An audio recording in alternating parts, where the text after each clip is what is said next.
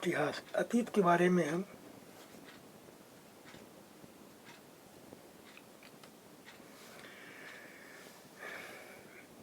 बहुत कुछ जाना जा सकता है। जैसे लोग क्या खाते थे, कैसे कपड़े पहनते थे, किस तरह के घरों में रहते थे। हम आखेटकों,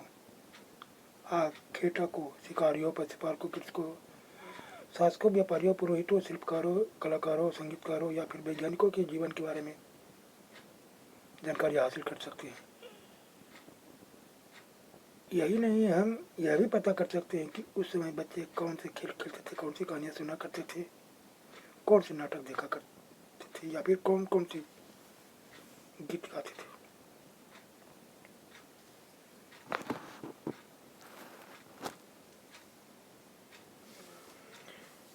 कई लाख वर्ष पहले लोग नर्मदा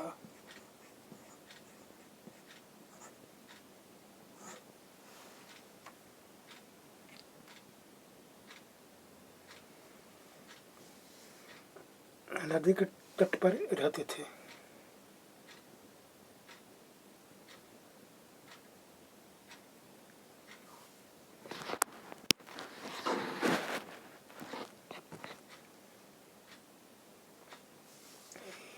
यहाँ रहने वाले आरंभिक लोगों में से कुछ लोग संग्राहक थे।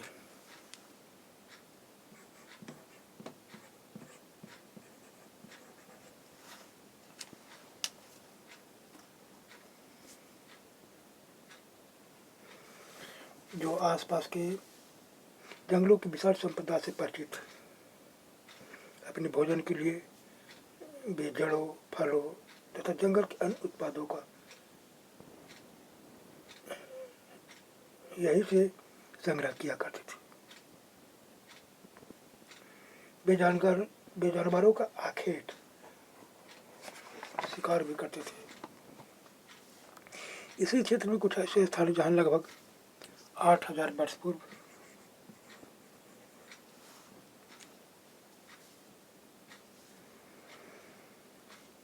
स्त्री पुरुषों ने सबसे पहले गेहूं और जौ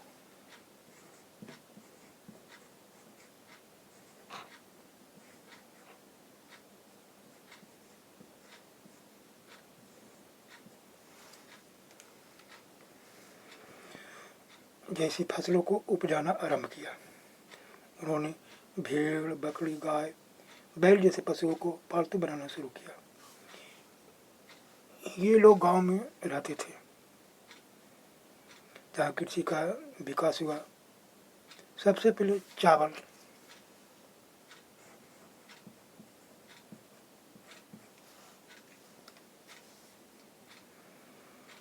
उपजाया गया। वे स्थान विंध्य के उत्तर में स्थित है जहाँ चावल सबसे पहले उगाया गया था।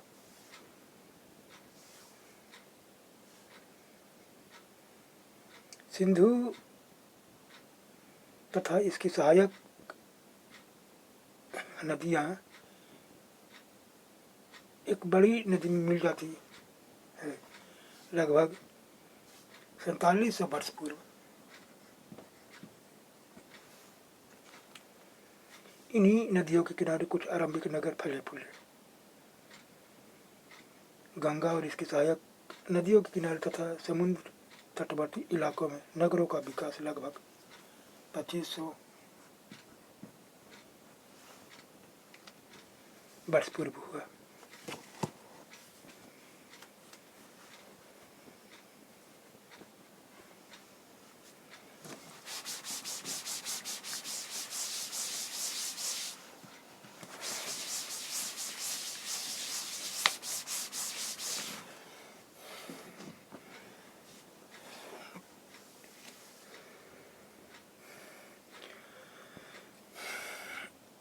गंगा के दक्षिण में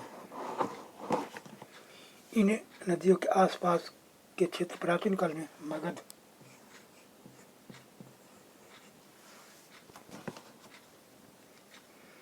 के नाम से जाना जाता था। इसके शासक बहुत शक्तिशाली थे और उन्होंने एक विशाल राज्य स्थापित किया था। देश के अन्य हिस्सों में भी ऐसे राज्यों की स्थापना की गई थी।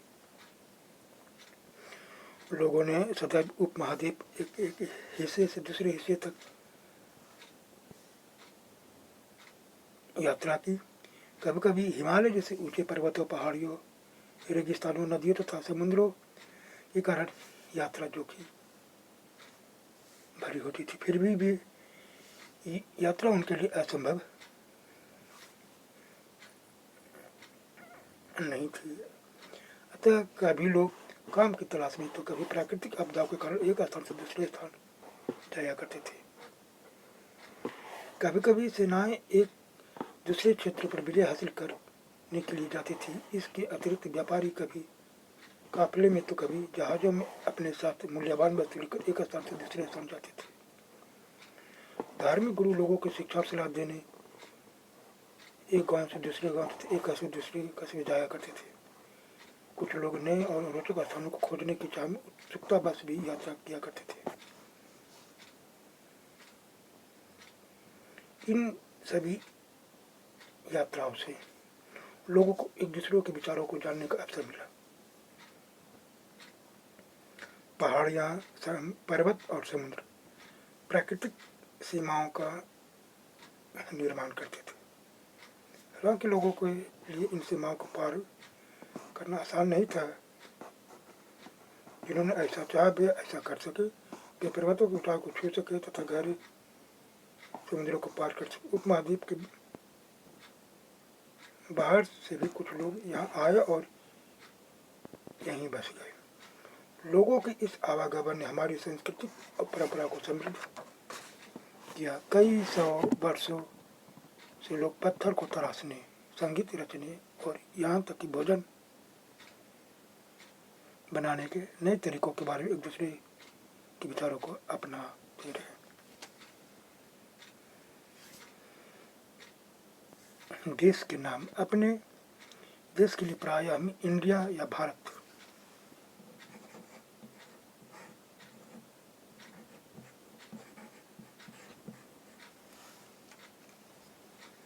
जैसे नामों का प्रयोग करते हैं।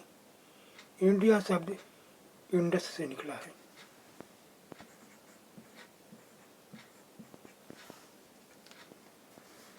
जिसे संस्कृत में सिंधु कहा जाता है।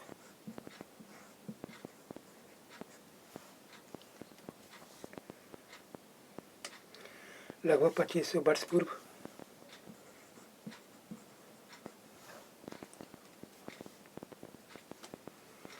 उत्तर पश्चिम की ओर से आने वाले ईरानियों और यूनानियों ने सिंधु को हिंदोस अथवा इंदोस और इस नदी के पूर्व में स्थित भूमि प्रदेश को इंडिया कहा। भारत नाम का प्रयोग उत्तर पश्चिम में रहने वाले लोगों के एक समूह के लिए किया जाता था। इस समूह का उल्लेख संस्कृत की आरंभिक लगभग 3500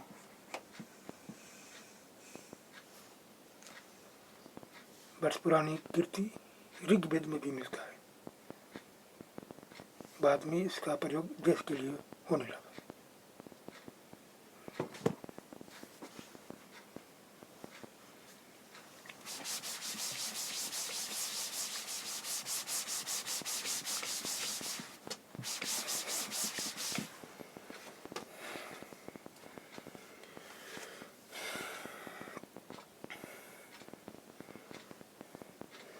अतीत के बारे में हम कई तरह से जानकारियाँ प्राप्त कर सकते हैं। इनमें से एक तरीका अतीत में लिखी गई पुस्तकों को ढूंढना और पढ़ना है। ये पुस्तकें हाथ से लिखी होने के कारण पांडुलिपि कही जाती है।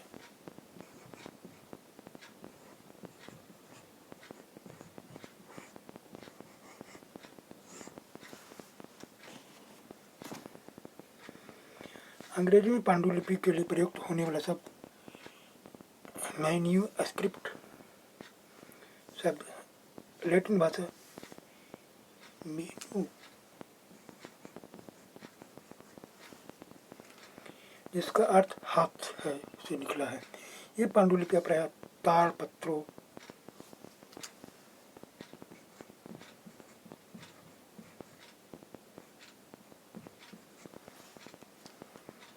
अथवा हिमालय क्षेत्र में उगने वाली भोज यानी भोजपत्र,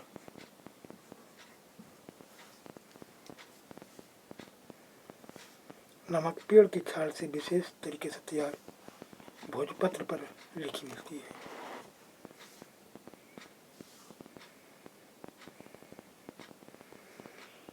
इतने वर्षों में इनमें से कई पांडुलिपियों को कीड़ा ने खा लिया तथा कुछ नष्ट कर दी गई, फिर भी ऐसी कई पांडुलिपियाँ आज भी उपलब्ध है। प्रायः ये पांडुलिपियाँ मंदिरों और विहारों में प्राप्त होती हैं।